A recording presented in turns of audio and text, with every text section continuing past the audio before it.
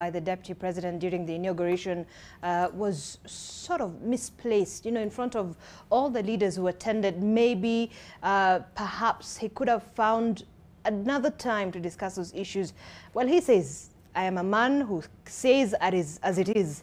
And he did say as it is. And, you know, it was, what, did you find it a bit awkward, sort of? You know, truth is so nascent in the world we live in today. Even in churches, people no longer speak truth.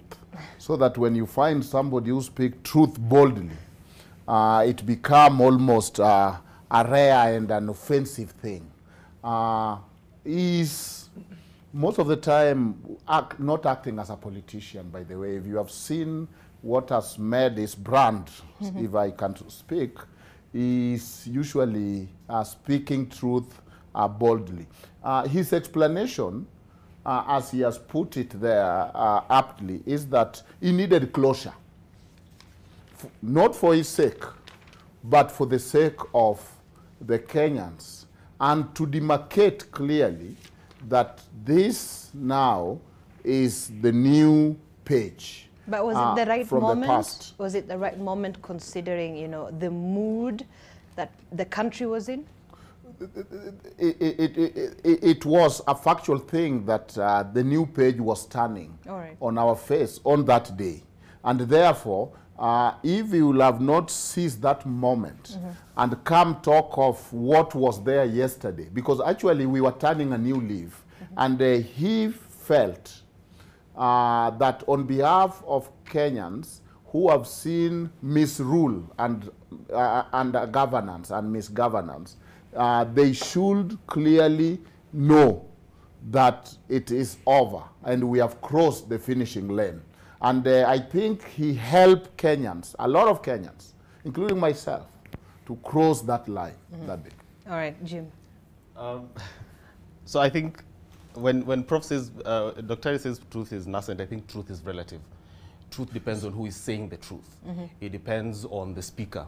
Because, for instance, the Deputy President was very economical with words when he said that we are inheriting a debt-ridden country. He did not go ahead to tell us that he was part of the team that raised the debt ceiling over and over during their term. For instance, he was very economical with the truth when he did not tell us that they are part of the team that passed the Finance Act in 2018 that has made the cost of living as bad as it is today. So truth is quite relative. Truth depends on who says it. And unfortunately, for President Uhuru Kenyatta and anyone else who did not agree with the Deputy President, it was his turn to speak. History is kind to those who write it. He was writing history and seems to be kind to him. But truth be told is that he is part of the problem that they're inheriting as much as we hope that they are the solution. All right, Suleiman, I want to get your comments I as well. think the conversation that you are supposed to make to the country, especially on such a very important day, on the day that you are supposed to be sworn in, is a statement that should be more of unifying than revisiting those dark wounds that you might have gone through, maybe as a person or as a party. I think that was quite misplaced. It was more about telling the whole country, giving the whole country that assurance that we are a new regime, but we shall be looking at the aspect of unifying every one of you, including the former president. You know, the former president now becomes a citizen who you're even supposed to manage. You are now his deputy president. I think it doesn't make a lot of sense when you start bashing him in front of the media, in front of such very important dignitaries that were attending such a very important event. His conversation was so misplaced. He ought to have just focused on what they are going to do for us. Remember, quote unquote, there are 6.9 million Kenyans who never voted for this new regime.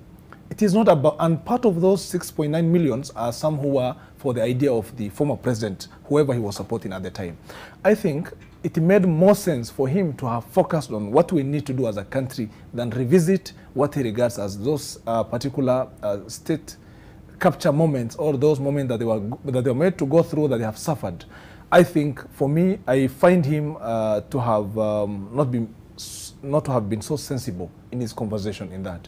As a deputy president, give the country the assurance that you shall be the principal assistant to a new president who is hell-bent on serving every Kenyan in our country. But looking at the argument that the deputy president was putting forth as he was asked that question, is that this is the reality of where our country is. So why not just say it? It doesn't matter where we are. So is it about saying, or is it about doing something about it? In the event he is finding problems with some institutions or any arms of the government, he will be the principal assistant to the president. He will have his time to maybe make it good. Right. Instead of giving us those PR gimmicks in terms of telling us that this was the problem, so what are you recommending? He never shared his recommendations and what they're going to do about it in a very elaborate sense. So what he told us is that there were problems and these were the issues. That is not important. You have 5 years, make it good. You are given an opportunity. That was the first day in office. You have your moment. Do not give us stories about what you are telling us. Actually, the way he's speaking is the same way he was speaking when he was campaigning for the president at the time. So I think his conversation hasn't changed even at all.